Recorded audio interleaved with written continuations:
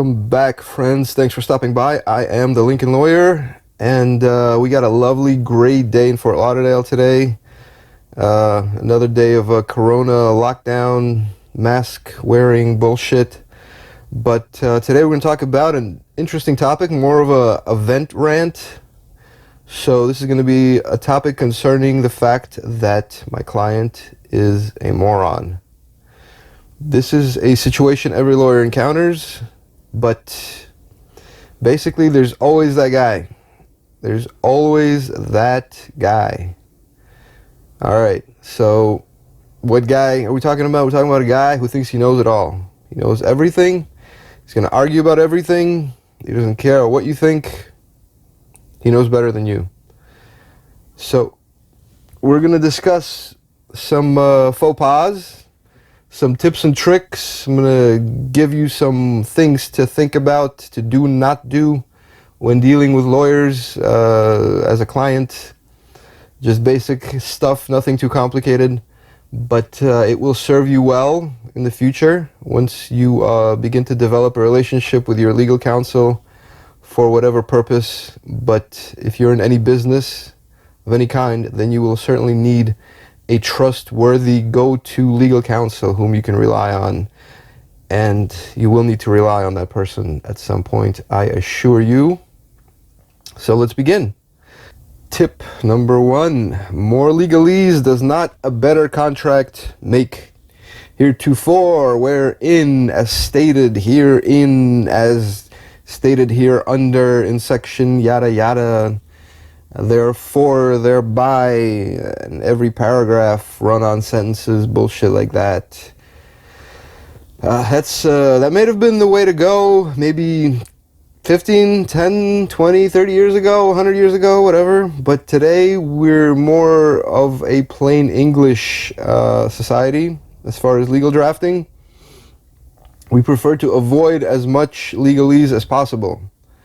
Alright, so that doesn't mean an agreement does not have to be precise, unambiguous, but the less legalese, the better. We try to avoid legalese as much as possible.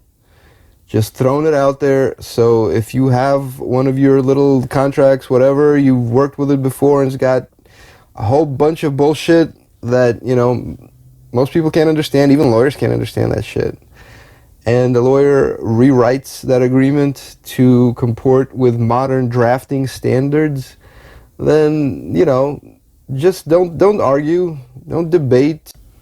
Okay, so legalese is not necessary. Generally, I try to remove it most of the time. Now, number 2, run-on sentences. Alright, so this is another aspect of legalese bullshit. You know, I get a lot of contracts that have like 2-3 sentences per paragraph, and it's just refers to this and that as stated in this section, as stated under this agreement, and this agreement attached here to and incorporated here under, blah blah blah, that kind of shit.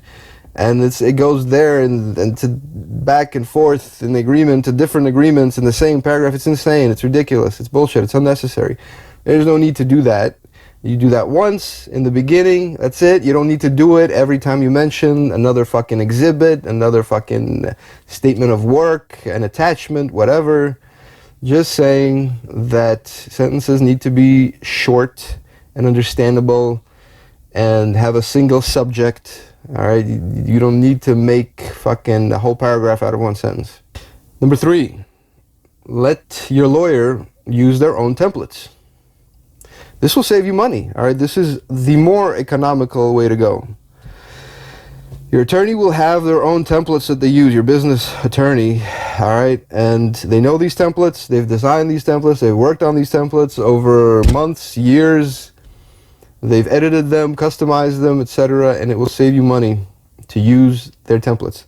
If you want to use your own agreement for whatever reason, send it over to the lawyer and see, well, do you prefer this one or do you want to use your own? And they'll tell you why they want to use one or the other. If you're like, well, I really want to use mine, okay, no problem, but you're going to have to pay for it. Having said that, I'm still going to tell you, whatever agreement you're using, it's not going to be particularly better than anything a lawyer might have. It just isn't. So occasionally lawyers use a lot of bullshit-filled agreements as well, which is a problem. They like to overcomplicate things and use various agreements that are, verbose and overly long. This is a common thing to kind of milk more fees. So, and those will generally be older lawyers, and they were generally taught to do that, to go that route with, with overly complicated agreements that nobody can read, nobody can understand, that take doubly long to draft and read than a normal agreement might. But generally, you should always strive toward brevity. All right, brevity is better. So if you have a simpler agreement than your lawyer, and you can't understand what the hell it says, then you may insist on using your own agreement. And that should be fine with that lawyer. Number 4, your lawyer will have other clients. They're not on your schedule. Okay, you need to understand that. So if you expect an agreement to be done in 2-3 hours, it's probably not going to happen, all right? I generally try to get back within 24 to 48 hours on any given agreement, depending on the complexity. But if it's overly complex, it might take more. So basically speaking, you can't expect your lawyer to just be on call for you, around the clock. That may seem obvious, but it's not obvious to everybody. All right, but you should still understand that. All right, if you have a deadline, you need to hit the lawyer up. You need to find out how long is this going to take. I need this 24 hours. Turn around. Can you do that? Okay. Yes. No. Sorry. It'll take me a week to do this. So you work with it. All right. If you can't take it, then go to another lawyer. It's that simple. So. The schedule thing, yeah, it's an issue for a lot of people. And, if your lawyer doesn't work within your schedule ever, then look for another lawyer. It's not complicated. But you can't expect the lawyer to immediately be there and answer all your messages, all your questions, and, respond within an hour, 2 hours, whatever. So don't get, offended. Don't get a hissy fit. Don't get pissed off. And where's my document? Blah, blah, blah. All right, just FYI. Numero 5. All right, don't argue with your lawyer needlessly. You are just wasting your own time, and the lawyer doesn't care. All right, lawyer, you're not going to change the lawyer's mind. All right, you just don't have the expertise to be able to sustain your argument. All right, just because you've done it another way, or just because another lawyer told you something else, that doesn't mean that's a fact. That's just how it works. All right, if you put 10 lawyers together in a room, you'll have 10 different opinions. So there's usually no single right way to do anything in law. So just remember that. And, demanding your own way is just going to aggravate the lawyer, waste your time, and, possibly, sever the relationship, or at least, harm it in general. So, if I have a client and he wants to do something for tax reasons, and I explain to this guy, well, it doesn't matter. You can go this way, and it's more complicated, or you can do the other way that's simpler, and it's got the same tax consequences, and, he's going to start arguing with me, and he says, well, okay, fine, no, they want to do it this way, and because of tax reasons. Okay, fine, whatever. I'm not going to, you want to do it more complicated way? That's fine. I'll charge more, no problem.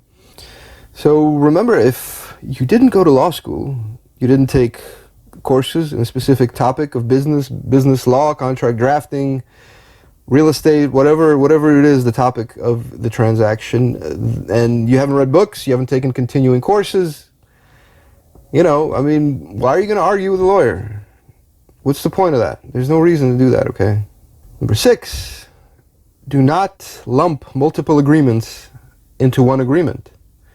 All right, if it's a complex transaction, it will require multiple agreements. Multiple agreements are shorter, they're easier to refer to, and they're easier to amend, revise, change, alter, replace, okay, than one long-ass complicated agreement. If there's sections in one agreement with non-compete, non-solicitation, IP assignments, and employment stuff, and consulting stuff, and payments from one side to the other side, that's insane. You got 4 or 5 different agreements that you're trying to lump into one. There's no reason for that, all right? So if it's an independent contractor agreement, then money is going to the contractor. Money doesn't go back to the other guy. You can't lump a share purchase agreement into a consulting agreement. That's insane. That's ridiculous. I mean, if you don't want to listen, that's okay. You can do it. Do whatever you want. If you want to put a non-compete in the same agreement, if you want to put IP assignment in the same agreement, that's fine. But it's not really a consulting agreement. It's just a share purchase agreement with consulting terms in it. But it's a ridiculous agreement. So instead of one 30-page agreement, 4 or 5 agreements that are 8 pages each are much better overall. Okay, so that's usually the best way to go. Number 7, again, different lawyers have different opinions on any single topic. You're going to find tons of different opinions from lawyers. All right, there's really absolutely no reason at all to set your different lawyers against one another. So you tell one lawyer, well, this lawyer said this, and that lawyer told me to do that, and this other lawyer does it that way. Okay, fine. I don't care. I really don't care, dude. You can do it whatever way the lawyer tells you, whatever you want to do it. I'm telling you the way I'm recommending you to do it. There's no one right way, okay? So there's no reason to pay 2 separate lawyers to do the same thing, okay? I mean, you're just wasting your money. I mean, there's no point whatsoever. If it's one firm that has multiple lawyers on your project, on your transaction, then they're going to come to a consensus of how to do a particular task, a transaction, a deal, a merger, whatever it is. But if you've got totally separate lawyers who don't communicate with each other, and they're giving you different advice on how to proceed, then you're just going to confuse yourself. You're just going to throw this deal off balance. You're going to have no idea whom to listen to. That's ridiculous. It's a really stupid idea to do that. And you're wasting your time and money. So you need to find one lawyer whom you trust, whom you've worked with, who you have a relationship with, and who will advise you, who has advised you previously, who will advise you now in your best interest. That's it. Number 8, last one. All right, this is a big one, and it's a pain in the ass. I really hate getting these requests. All right, do not ask your lawyer for blank templates of contracts, okay? So you need to understand, this is our business, okay? Every single lawyer uses templates, every single lawyer, okay? Nobody drafts contracts from scratch. You will never find that lawyer, okay? So whatever you think, okay, lawyers sit there and draft out 20 pages from scratch, that's bullshit, okay? Even though every single, the most complex agreement, the simplest agreement, they're all templates, period, okay? So don't ask for blank templates, okay? You don't go to Apple, say like, hey, can you send me the parts to the phone and I'll assemble the freaking iPhone myself, so can you charge me, like, for the parts? That's retarded, okay? So the templates are the parts, okay? It's the raw material out of which we customize the final agreement. Even if you have the template, you still don't know what the fuck you're doing. You don't know how to fix it, how to customize it, how to amend it, how to revise it properly. Okay, that's where the art of law and experience and skill in drafting an agreement comes in. Okay, so the template is not going to help you much. You can go online, go to Google, find yourself a template, okay, do whatever you want with it. That's free, all right? Don't ask me to send you my freaking template that I've spent my time on, that I've revised, that I've customized, spent my effort on, and that is my business. That's how I make my bread, all right? I sell these templates, all right? This is what I do. I take the template, I customize the template to a client's needs to make sure that it fulfills the client's needs and protects their interests in the transaction. That's the whole business. You're just gonna ask me to cut myself out of my own business. I mean, come on, it's bullshit. Fuck you, dude. I'm not gonna fucking send you a fucking template. I just ignore that shit. I will never do that shit. Get the fuck out of here. All right. So that's it. That's my rant, and I hope it's been helpful. Tips and tricks, cheat codes with lawyers. So heed some of this advice and be cool. I hope you're all staying safe. Watch out for them crazy COVIDs. Like, subscribe. Peace out.